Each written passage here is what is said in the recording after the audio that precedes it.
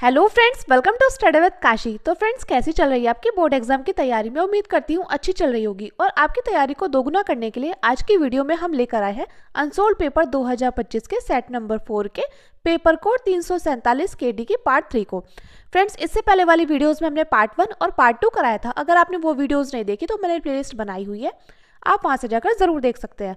और फ्रेंड्स, इससे पहले वाली वीडियोज़ में मैंने अनसोल्ड पेपर 2025 के सेट नंबर 1, 2 और 3 के पेपर कोड 347 के ए, के बी और के सी को कराया था। अगर आपने वो वीडियोस नहीं देखी तो मैंने उसकी प्लेलिस्ट बना रखी है, आप वहां से जाकर जरूर देख सकते हैं। तो चलिए फ्रेंड्स, देखते हैं आज की वीडियो में हम कौन कौन से क्वेश्चन करने वाले हैं। तो फ्रेंड्स, आज की वीडियो में हम क्वेश्चन नंबर 5 के क पार्ट ननस्ट समीकरण क्या है, मानक इलेक्ट्रोड विभव तथा इलेक्ट्रोड विभव में संबंध लिखिए, जो कि हमारे बोर्ड एग्जाम में डायरेक्टली 4 मार्क्स का पूछ लिया गया था। इसमें नैनस समीकरण 2 मार्क्स की और मानक इलेक्ट्रोड विभव और इलेक्ट्रोड विभव में संबंध 2 मार्क्स का पूछ लिया गया था। अगला क्वेश्चन है क्वेश्चन नंबर ख, अभिक्रिया की दर को समझाइए और अभिक्रिया की कोटि को उदाहरण द्वारा स्पष्ट कीजिए। तो ये क्वेश्चन भी हमसे 4 मार्क्स का डायरेक्टली पूछ लिया गया था। अब देखिए, ग क्वेश्चन है, क्वेश्चन नंबर 5 का ग पार्ट, निम्नलिखित के आईयूपीएसी नाम लिखिए। तो हमें क्या करना है, हमें इनके आईयूपीएसी नाम लिखने हैं। ये हमें 4 संकुल यौगिक दिए गए हैं। अब देखिए, अगला है घ, टोलन अभिकर्मक क्या है, इन अभिकर्मक की ग्लूकोज व फ्रक्टोज के साथ अभिक्रिया के रासायनिक समीकरण लिखिए, जो कि ये क्वेश्चन भी हमसे 4 मार्क्स के पूछ लिए गए थे। अगला क्वेश्चन हमारा क्वेश्चन नंबर 6 का क्या होता है जब, केवल रासायनिक समीकरण दीजिए। तो देखिए फ्रेंड्स, ये मोस्ट इंपॉर्टेंट है। तो देखिए, हमसे पूछा गया कि क्या होता है जब फिनॉल Br2 जल से क्रिया करता है, यानी कि क्या होता है जब फिनॉल ब्रोमीन जल के साथ अभिक्रिया करता है। सेकंड है, इसमें फिनॉल का एसिडीकरण पिरिडिन की उपस्थिति में होता है। और थर्ड है, फिनॉल को PCl5 के साथ गर्म करते हैं। और फोर्थ है हमारा, फिनॉल NaOH से अभिक्रिया करता है। और फिफ्थ है, फिनॉल व मैथिल अल्कोहल के मिश्रण की वाष्प तप्त थोरिया पर प्रवाहित की जाती है। तो आज की वीडियो में हम क्वेश्चन नंबर 5 के क, ख, ग, घ और क्वेश्चन नंबर 6 के का पार्ट को करने वाले हैं। और फ्रेंड्स, इससे पहले वाली वीडियोस में हमने यहाँ तक कराया था। अगर आपने वो वीडियोस नहीं देखी तो मैंने प्लेलिस्ट बना रखी है, आप वहां से जाकर जरूर देख सकते हैं। तो चलिए फ्रेंड्स, इन क्वेश्चन के सॉल्यूशन देखते हैं। तो देखिए, क्वेश्चन नंबर 5 का पार्ट है, नैनस्ट समीकरण क्या है, मानक इलेक्ट्रोड विभव तथा इलेक्ट्रोड विभव में संबंध लिखिए, जो कि हमसे डायरेक्टली 4 मार्क्स की पूछ ली गई थी। तो चलिए फ्रेंड्स, देखते हैं ननस्ट समीकरण क्या है। तो ननस्ट समीकरण, ननस्ट नामक वैज्ञानिक ने इलेक्ट्रोड के इलेक्ट्रोड विभव को ज्ञात करने के लिए एक समीकरण बनाई, जिसे ननस्ट समीकरण कहते हैं। तो देखिए, आप ब्लैक पेन से हेडिंग डालेंगे ननस्ट समीकरण, उसके बाद आप लिखेंगे ननस्ट नामक वैज्ञानिक ने इलेक्ट्रोड के इलेक्ट्रोड विभव को ज्ञात करने के लिए एक समीकरण बनाई, जिसे नैनस्ट समीकरण कहते हैं। और फ्रेंड्स, ये मोस्ट इंपॉर्टेंट समीकरण है, जो कि हमसे बोर्ड एग्जाम में हर साल पूछी जाती है। क्योंकि देखिए, हर साल क्या होता है, हर साल 7 पेपर सेट बनते हैं, जो कि हर जिले के अलग अलग होते हैं। तो उन 7 पेपर सेट में से 4 से 5 पेपर सेट में आपको नैनस्ट समीकरण देखने को जरूर मिलती है। चाहे आप 2019 का पेपर उठा के देख लीजिए या 23, 24, 25 का पेपर उठाकर देख लीजिए, तो ये जो समीकरण है ये रिपीट ही होती है। तो मैं आपको सलाह ये दूंगी कि अगर अभी तक आपने कुछ भी तैयारी नहीं की है तो आपको क्या करना है, आपको 2019 से 2025 तक अनसोल्ड पेपर के क्वेश्चंस अच्छे से तैयार कर लेने हैं। क्योंकि ये जो क्वेश्चंस होते हैं ये होते हैं स्टैंडर्ड क्वेश्चंस, जो कि बोर्ड एग्जाम वाले टीचर्स ने बनाए हुए हैं। और इस बार इनके आने के 101% चांस है। तो देखिए, नैनस्ट समीकरण में क्या था, नैनस्ट नामक वैज्ञानिक ने इलेक्ट्रोड के इलेक्ट्रोड विभव E को ज्ञात करने के लिए एक समीकरण बनाई, जिसे नैनस्ट समीकरण कहते हैं। अब देखिए, यहाँ पर आपको दिखाई दे रहा है, यहाँ पर देखिए एक समीकरण है Mn plus plus n electron Ms। अब देखिए, Mn+ ये क्या है, एक्वस फॉर्म में, यानी कि जलीय अवस्था में। अब देखिए, यहाँ पर क्या है, यहाँ पर एक इलेक्ट्रॉन ग्रहण करके क्या बना रहा है, ये बना रहा है सॉलिड। क्या बना है, सॉलिड यानी कि ठोस। अब देखिए, ये है हमारी समीकरण। और फ्रेंड्स, एक बात और देखिए, ये बात आपसे 1 नंबर में डायरेक्टली पूछी जाती है कि एनोड पर क्या होता है और कैथोड पर क्या होता है। तो एनोड पर तो होगा ऑक्सीकरण, और कैथोड पर क्या होता है, कैथोड पर होता है अपचयन। और एक बार हम इस चित्र को देख लेते हैं। तो देखिए, ये क्या है, ये एक चित्र है, ये एक सेल मान लीजिए, या एक गोलपेंदी का फ्लास्क मान लीजिए, या एक जार मान लीजिए, कुछ भी मान लीजिए। अब इस पर क्या है, इस पर इलेक्ट्रोड की 2 छड़ें हैं। ठीक है, इस पर इलेक्ट्रोड की 2 छड़ें लगी हुई है, और इसका जो विलयन है वो है ZnSO4। अब इस इलेक्ट्रोड की छड़ों पर क्या है, ये जिंक धातु की है। ठीक है, और देखिए, एक तो है कैथोड, एक है एनोड। कैथोड यानी कि माइनस चार्ज और एनोड यानी कि प्लस चार्ज। तो अगर एनोड पर बोले तो एनोड पर ऑक्सीकरण होता है, और कैथोड पर क्या होता है, कैथोड पर अपचयन होता है। ये बात आपको अच्छे से पता होनी चाहिए। आप देखिए, चलते हैं। देखिए, यहाँ पर मैंने आपको समझा दिया था कि ये हमारी समीकरण है। और इसमें क्या है, इसमें Mn+ क्या है, एक्वस फॉर्म में यानी कि जलीय अवस्था में है। तो ये जब जलीय अवस्था में तो एक इलेक्ट्रॉन ग्रहण करके क्या बनाएगा, ये सॉलिड बनाता है। तो हो जाएगा E=E0 - RT/NF log base E MS/Mn+। तो M क्या है, M सॉलिड में और Mn+ एक्वस फॉर्म में है। तो देखिए यहाँ पर देखिए ये था E=E0 - RT/NF log base E MS/Mn+। अब देखिए ये था log बेस E, ठीक है। log बेस E को हम log बेस 10 में चेंज करेंगे तो क्या आ जाएगा, ये आ जाएगा E=E0 अब देखिए log E को log बेस 10 में चेंज करेंगे तो आ जाएगा 2.303। तो ये हमने बाहर लिख दिया 2.303 RT/NF और log बेस E की जगह आ गया log बेस 10। अब ये ऐसा कैसे हो जाएगा, MS/Mn+। तो इसे ही हम नैनोस्टर समीकरण कहते हैं। मैं उम्मीद करती हूँ फ्रेंड्स आपको ये अच्छे समझ में आ गई होगी, और अगर आपको इसका स्क्रीनशॉट लेना है तो आप इसका स्क्रीनशॉट ले सकते हैं। देखिए अब देखिए हम इसके बारे में लिखते हैं कि यहाँ पर E क्या है, E है इलेक्ट्रोड विभव, E0 है मानक इलेक्ट्रोड विभव, R है गैस नियतांक, T है परमताप और N है इलेक्ट्रॉनों की संख्या और F है हमारा फैराडे नियतांक। और M क्या है, M है धातु और Mn+ है हमारी धातु की सांद्रता। अब क्वेश्चन में हमसे क्या पूछा गया था, क्वेश्चन में पूछा गया था मानक इलेक्ट्रोड। देखिए क्वेश्चन में पूछा गया था मानक इलेक्ट्रोड विभव तथा इलेक्ट्रोड विभव में संबंध लिखिए। तो हमें यहाँ पर मानक इलेक्ट्रोड विभव और इलेक्ट्रोड विभव में संबंध बताना है। तो देखते हैं। तो देखिए मानक इलेक्ट्रोड विभव तथा इलेक्ट्रोड विभव में संबंध, इसके लिए हम क्या करेंगे, इसके लिए हम लेंगे नैनोस्टर समीकरण। तो ये क्या है, यह E=E0 - 2.303 RT/NF। अब देखिए log बेस 10 MS/Mn+, ये है हमारी नैनोस्टर समीकरण, जहाँ पर R क्या है, R की वैल्यू है 8.31 और T यानी कि टेम्परेचर की वैल्यू है 298 केल्विन और F क्या है, F है फैराडे नियतांक, तो ये होगा 96,500 और M 1। इन मानों को हम क्या करेंगे, इन मानों को हम नैनोस्टर समीकरण में रख देंगे। तो देखिए अगर हमने इन मानों को नैनोस्टर समीकरण में रखा तो हो जाएगा E=E0 - 2.303 × 8.31 × 298/NF N × 96500 log base 10, तो हो जाएगा MS/Mn+। तो देखिए जब हम क्या करेंगे, हम यहाँ पर कर देंगे E=E0 माइनस, अब देखिए इस सारे को सॉल्व करके क्या आएगा, ये आ जाएगा 0.059/N log बेस 10 MS/Mn+। तो देखिए अब हम आगे लिखते हैं। हम जानते हैं कि ठोस प्रवस्था में सांद्रता क्या होती है, MS एकांक मानी जाती है यानी कि 1 मानी जाती है। ये बात हम जानते हैं कि जो ठोस प्रवस्था की सांद्रता होती है यानी कि MS वो क्या मानी जाती है, 1 मानी जाती है।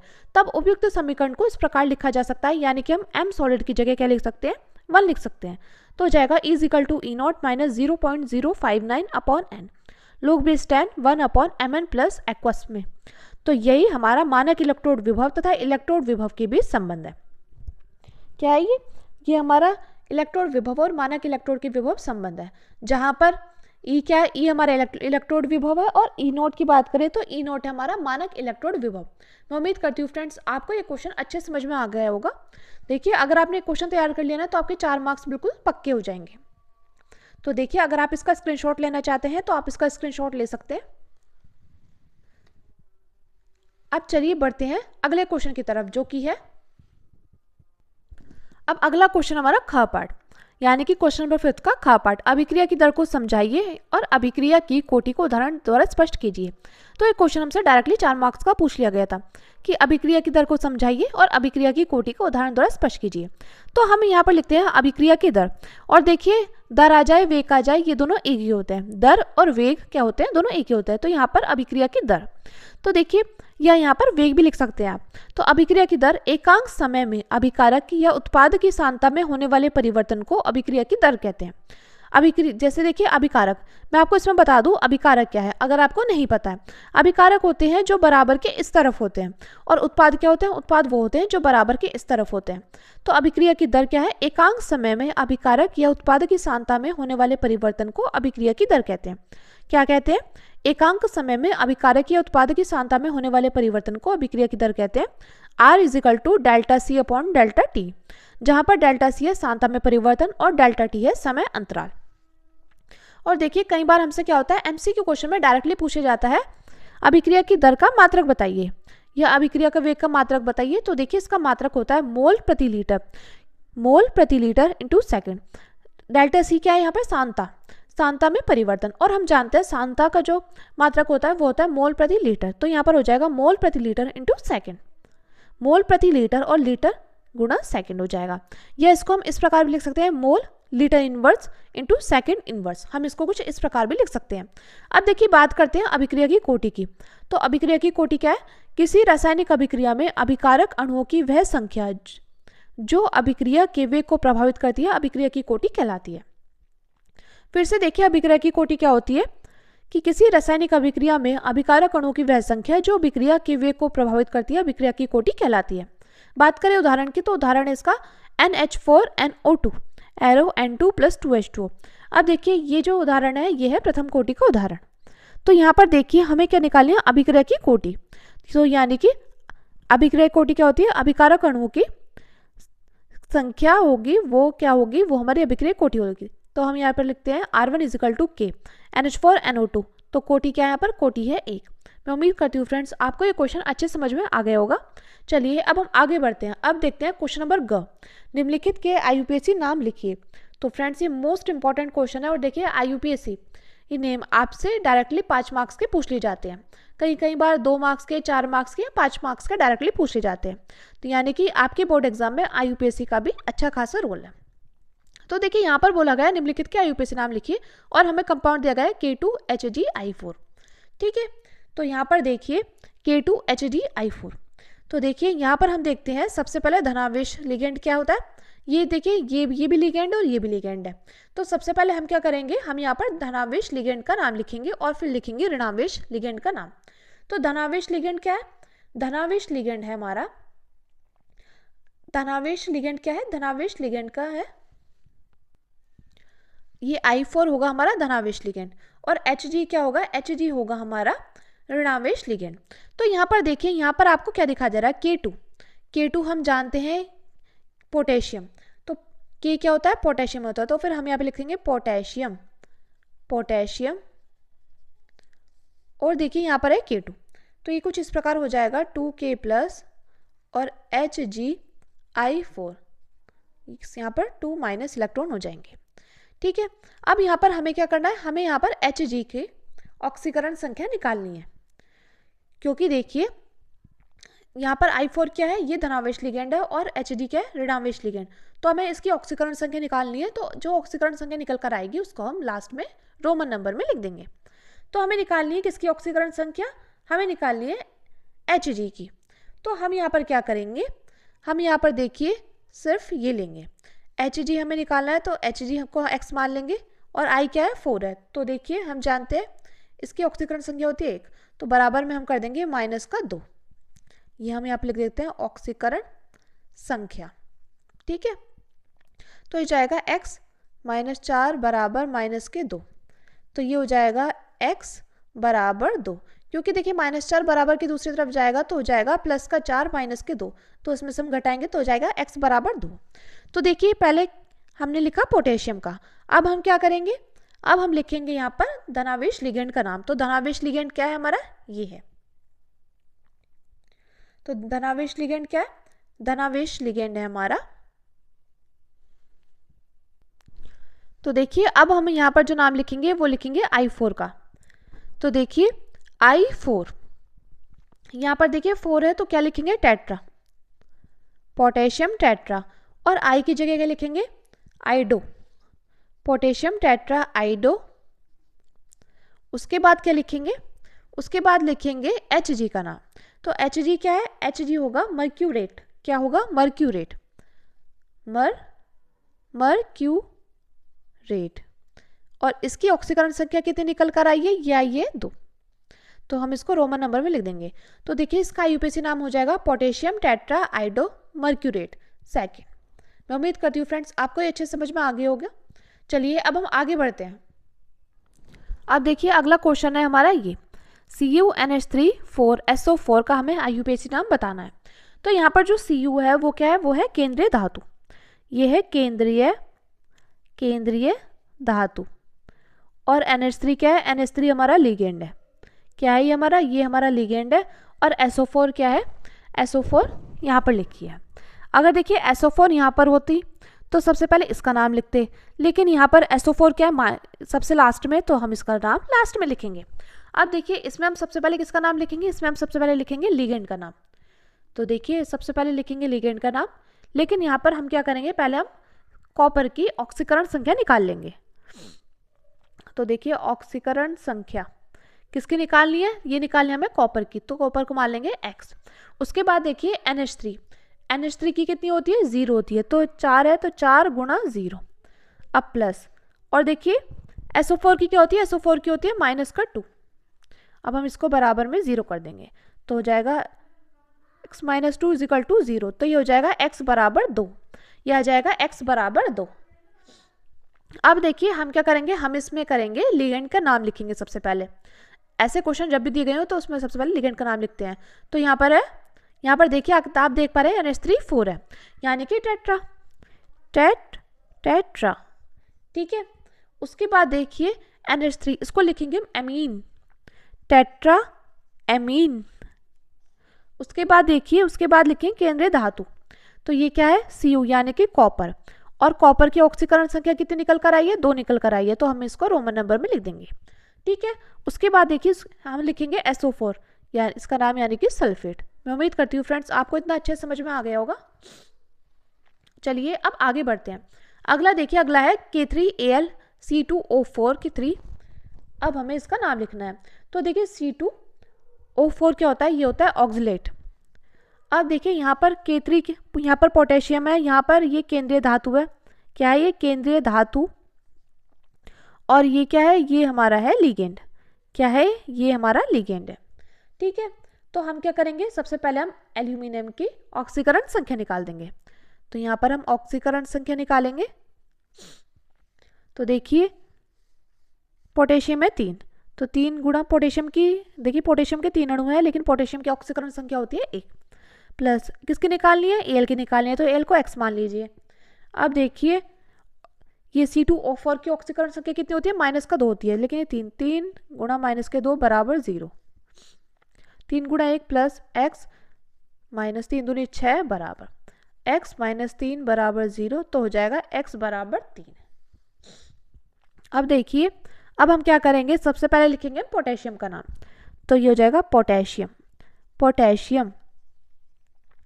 उसके बाद हम क्या करेंगे, उसके बाद हम लिखेंगे लिगेंड का नाम, तो ये हो जाएगा पोटेशियम ट्राई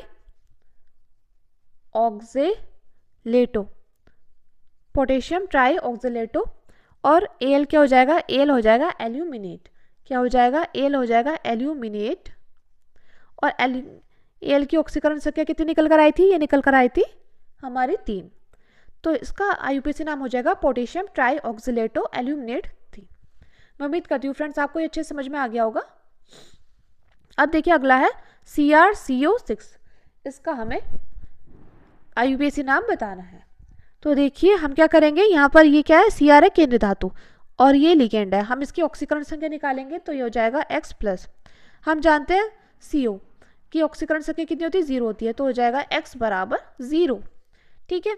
यानी कि Cr क्रोमियम की ऑक्सीकरण संख्या कितनी निकल कर आई, 0, तो हम इसका IUPAC नाम लिखेंगे, यहाँ पर 6 है तो हो जाएगा हेक्सा।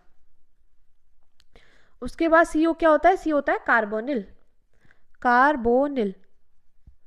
Hexa carbonyl. उसके बाद Cr क्या है, Cr है क्रोमियम, हेक्सा कार्बोनिल क्रोमियम, और क्रोमियम की जो ऑक्सीकरण संख्या कितनी आई है, वो आई है 0, तो आपको बोर्ड एग्जाम में ऐसे 0 भी लिखकर दिखाना होगा। तो इसका IUPAC नाम क्या आ गया, हेक्सा कार्बोनिल क्रोमियम। मैं उम्मीद करती हूँ फ्रेंड 0, मैं उम्मीद करती हूँ आपको ये क्वेश्चन अच्छे समझ में आ गया होगा। चलिए अब आगे बढ़ते हैं। आगे देखिए, आगे क्वेश्चन दिया गया है टॉलन अभिकर्मक क्या है, इस अभिकर्मक की ग्लूकोज व फ्रक्टोज के साथ अभिक्रिया के रासायनिक समीकरण लिखिए। तो देखिए पहले हम बताएंगे टॉलन अभिकर्मक क्या है। तो अमोनिया कृत सिल्वर नाइट्रेट यानी कि AgNH3 फिर ब्रैकेट 2OH क्या है, AgNH3 2OH, ये क्या है, ये हमारा अमोनिया कृत सिल्वर नाइट्रेट को टॉलन अभिकर्मक कहते हैं। तो टॉलन अभिकर्मक है ये। अब बोला गया है कि इस अभिकर्मक की ग्लूकोज व फ्रक्टोज के साथ अभिक्रियाओं के रासायनिक समीकरण लिखिए, यानी कि हमें इसके केवल रासायनिक समीकरण लिखने हैं। और देखिए फ्रेंड, जब भी आपसे रासायनिक समीकरण पूछे तो आपको क्या करना है, आपको रिएक्शन के नीचे उनका नाम जरूर मेंशन करना है, क्योंकि तभी आपको पूरे में से पूरे मार्क्स मिलेंगे। तो यहाँ बोला है ग्लूकोज, तो ग्लूकोज को हम चाहे तो C6H12O6 भी लिख सकते हैं, या ग्लूकोज का संरचना सूत्र ये भी होता है CHOCHOH4 और CH2OH। इसको क्या बोलेंगे, इसको बोलते हैं हम ग्लूकोज। क्या बोलेंगे फ्रेंड्स, इसको बोलते हैं हम glucose. CHO arrow CHOH4 CH2OH। इसकी किसके साथ क्रिया कराएंगे, इसकी कराएंगे टॉलन अभिकर्मक के साथ क्रिया, तो AgNH3 2OH। यहाँ पर हम टॉलन अभिकर्मक के दोनों ले लेंगे। अब देखिए इसके नीचे भी नाम जरूर मेंशन करना है, यह है टॉलन अभिकर्मक। ठीक है फ्रेंड्स, अब देखिए इसके साथ क्रिया कराएंगे तो क्या प्राप्त हो जाएगा, एक तो हमारा प्राप्त हो जाएगा रजत दर्पण। ग्लूकोज की टॉलन अभिकर्मक के साथ क्रिया कराने पर रजत दर्पण प्राप्त होगा, इसको बोलते हैं सिल्वर मिरर भी बोलते हैं, रजत दर्पण। और हमारा क्या प्राप्त हो जाएगा, और प्राप्त हो जाएगा हमारा 4NH3, क्योंकि 2 और 2 4, तो हो जाएगा 4NH3, और NH3 क्या होता है, अमोनिया होता है। और हमारा क्या प्राप्त हो जाएगा, और प्राप्त हो जाएगा ग्लूकोनिक अम्ल। यानी कि देखिए ये बाकी ऐसे सेम रहेगा, लेकिन यहाँ पर यहाँ पर एक और H हो जाएगा, तो COOH एरो CHOH की 4 CH2OH। तो ये क्या है, ये है ग्लूकोनिक अम्ल। क्या बनकर तैयार हुआ, ग्लूकोनिक एसिड। ठीक है, इसका नाम मैं यहाँ पर लिख रही हूँ। और हमारा क्या बनकर तैयार हो जाएगा, और हमारा जल बनकर तैयार हो जाएगा, यानी कि H2। तो हम ग्लूकोज की टॉलन अभिकर्मक के साथ क्रिया कराएंगे, एक तो हमारा रजत दर्पण बनकर तैयार हो जाएगा, एक ग्लूकोनिक अम्ल और अमोनिया, और हमारा जल बनकर तैयार हो जाएगा। अब देखते हैं टॉलन अभिकर्मक की फ्रक्टोज के साथ क्रिया। तो देखिए फ्रक्टोज की टॉलन अभिकर्मक के साथ क्रिया, तो टॉलन अभिकर्मक में क्षार उपस्थित होता है। क्या होता है, टॉलन अभिकर्मक में क्षार उपस्थित होता है। ये क्षार फ्रक्टोज का ग्लूकोज में पुनर्विन्यास यानी कि रीअरेंजमेंट कर देता है, और ग्लूकोज क्या करता है, टॉलन अभिकर्मक से क्रिया करके अपचेत कर देता है। फिर से देखते हैं टॉलन अभिकर्मक में क्या होता है, क्षार उपस्थित होता है। तो ये जो क्षार होता है ना, वो फ्रक्टोज का ग्लूकोज में क्या कर देता है, पुनर्विन्यास कर देता है, यानी कि रीअरेंजमेंट कर देता है, और ग्लूकोज टॉलन अभिकर्मक से क्रिया करके अपचेत हो जाता है। अब देखिए फ्रेंड्स, फ्रक्टोज की संरचना अलग होती है और ग्लूकोज की संरचना अलग होती है। और देखिए बात करें इसके सूत्र की, तो इस फ्रक्टोज का सूत्र भी C6H12O6 होता है और ग्लूकोज का सूत्र भी C6H12O6 होता है। तो आप चाहे तो फ्रक्टोज को इस प्रकार लिख सकते हैं, फ्रक्टोज। मैं आपको फ्रक्टोज की संरचना बता रही हूँ।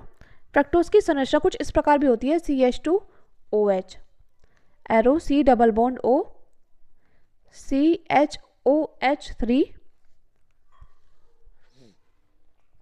CH2OH ये है fructose. CH2OH C double bond O CHOH की 3 CH2OH, ये क्या है, ये फ्रक्टोज है। और देखिए फ्रक्टोज को कुछ हम इस प्रकार भी लिख सकते हैं, और फ्रक्टोज को लिख सकते हैं हम C6H12O6। तो हम यहाँ पर C6H12O6 वाले फ्रक्टोज की ही अभिक्रिया करके दिखाएंगे। तो C6H12O6 ये क्या है, ये फ्रक्टोज है। तो देखिए किसके साथ क्रिया कराएंगे, ये कराएंगे हम टॉलन अभिकर्मक के साथ। तो हम कराएंगे 2AgNH3 और किसके साथ, और क्या है, ये है हमारा +3OH। ठीक है, ये है टॉलन अभिकर्मक। तो जब इसके साथ क्रिया कराएंगे तो हमारा क्या बनकर आ जाएगा, एक तो आ जाएगा ग्लूकोनिक अम्ल C6H12O6, इसको बोलते हैं ग्लूकोनिक एसिड, ग्लूकोनिक अम्ल या ग्लूकोनिक एसिड, ग्लूकोनिक अम्ल।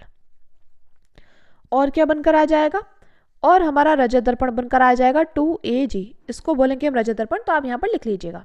और हमारा 4NH3 बनकर आएगा, और हमारा जल बनकर आ जाएगा, यानी कि 2H2। तो फ्रेंड्स ये रिएक्शन पहले वाली रिएक्शन की तरह बिल्कुल सेम है, लेकिन जो फ्रक्टोज की जो संरचना सूत्र होता है वो ये होता है। वैसे फ्रक्टोज का जो सूत्र होगा, सामान्य सूत्र, वो C6H12O6 यही होगा। तो फ्रेंड्स मैं उम्मीद करती हूँ आपका ये क्वेश्चन अच्छे समझ में आ गया होगा। अब देखिए फ्रेंड्स अगले क्वेश्चन को देखते हैं। प्रश्न नंबर 6 का पार्ट क्या होता है जब केवल रासायनिक समीकरण दीजिए। तो फ्रेंड्स ये क्वेश्चन आपसे डायरेक्टली 5 मार्क्स का पूछ लिया गया था। तो देखिए मोस्ट इंपॉर्टेंट क्वेश्चन है, इस पर आप स्टार लगा लीजिएगा। तो फिनॉल Br2 जल से अभिक्रिया करता है, यानी कि फिनॉल ब्रोमीन जल के साथ अभिक्रिया करता है, तो क्या प्राप्त होता है। तो देखिए ब्रोमीन जल एक प्रबल अपचायक है। क्या होता है, ब्रोमीन जल हमारा एक प्रबल अपचायक होता है। तो देखिए फिनॉल का जो संरचना सूत्र होता है वो होता है बेंजीन रिंग पर OH, या आप चाहें तो इसको C6H5OH भी लिख सकते हैं। फिनॉल ब्रोमीन जल के साथ क्रिया करेगा, तो हम यहाँ पर लेंगे ब्रोमीन जल के 3 अणु के साथ क्रिया करके क्या बनाएगा, ये बनाएगा हमारा 2,4,6 ट्राइब्रोमोफिनॉल। क्या बनाएगा, 2 पे Br और यहाँ पर 4 पे Br और यहाँ पर 6 पर Br, तो इसको बोलेंगे हम 2,4,6 ट्राइब्रोमोफिनॉल। 2,4,6 ट्राइब्रोमोफिनॉल बनकर तैयार हो जाएगा। और हमारा क्या बनकर तैयार हो जाएगा, तो देखिए यहाँ पर देखिए हमने फिनॉल की क्रिया ब्रोमीन जल के साथ क्रिया कराई है, ठीक है, फिनॉल। अब यहाँ पर क्या आ जाएगा, यहाँ पर आ जाएगा 3HBr, क्योंकि देखिए 3 Br तो यहाँ पर आ गए, 1 2 3 और 3 Br आ गए यहाँ पर। अब आप सोचोगे यहाँ कहीं भी H नहीं है, तो देखिए फ्रेंड्स मैं आपको बता दूं ये बेंजीन रिंग है। क्या है बेंजीन रिंग, तो बेंजीन रिंग के हर एक कॉर्नर पर क्या होता है, कार्बन जुड़ा होता है और हर एक कार्बन हाइड्रोजन से जुड़ा होता है। तो देखिए जब यहाँ पर आ गया Br, यहाँ पर Br और यहाँ पर Br, तो यानी कि यहाँ से H क्या हो गया, निकल गया, यानी कि 3 H निकल गए हो, तो वो 3 H आ गए यहाँ पर। तो मैं उम्मीद करती हूँ आपको इतना अच्छे समझ में आ गया होगा कि फिनॉल की ब्रोमीन जल के साथ क्रिया कराने पर 2,4,6 ट्राइब्रोमोफिनॉल प्राप्त होता है। अब देखिए फ्रेंड्स हमारा अगला क्वेश्चन है, फिनॉल का एसिडीकरण पिरिडिन की उपस्थिति में होता है। तो यह फिनॉल, ये है हमारी फिनॉल, इसका एसिडीकरण यानी कि CH3COCl, ये है फिनॉल, और ये हमारा एसिटिल क्लोराइड। क्या है ये है एसिटिल क्लोराइड। फिनॉल का एसिडीकरण किसकी उपस्थिति में होगा, तो यहाँ पर बोला गया है पिरिडिन। किसकी उपस्थिति में बोला गया है, तो ये बोला गया है पिरिडिन की उपस्थिति में। तो ये हमारा क्या बनकर तैयार हो जाएगा, ये बनकर तैयार हो जाएगा फेनिल एसीटेट। क्या बनकर तैयार हो जाएगा फ्रेंड्स, ये बनकर तैयार हो जाएगा फेनिल एसीटेट, OCOCH3, इसको बोलेंगे हम फेनिल एसीटेट। और हमारा क्या बनकर तैयार हो जाएगा, और हमारा HCl बनकर तैयार हो जाएगा, क्योंकि देखिए OCOCH3 ये रहा, तो यहाँ से एक H और ये Cl। मैं उम्मीद करती हूँ फ्रेंड्स आपको ये भी अच्छे समझ में आ गया होगा। चलिए अब हम आगे बढ़ते हैं। तो देखिए फिनॉल को PCl5 के साथ गर्म करते हैं तो हमारा क्या प्राप्त हो जाएगा, तो देखिए ये है हमारा फिनॉल, बेंजीन रिंग पर OH, इसको बोलेंगे हम फिनॉल।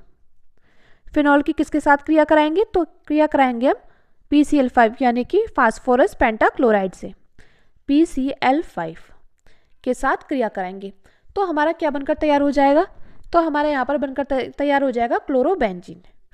तो देखिए पहले हम क्या करेंगे, इसको तोड़ेंगे, ये है P, यहाँ पर Cl, यहाँ पर Cl, यहाँ पर Cl, यहाँ पर Cl और यहाँ पर Cl।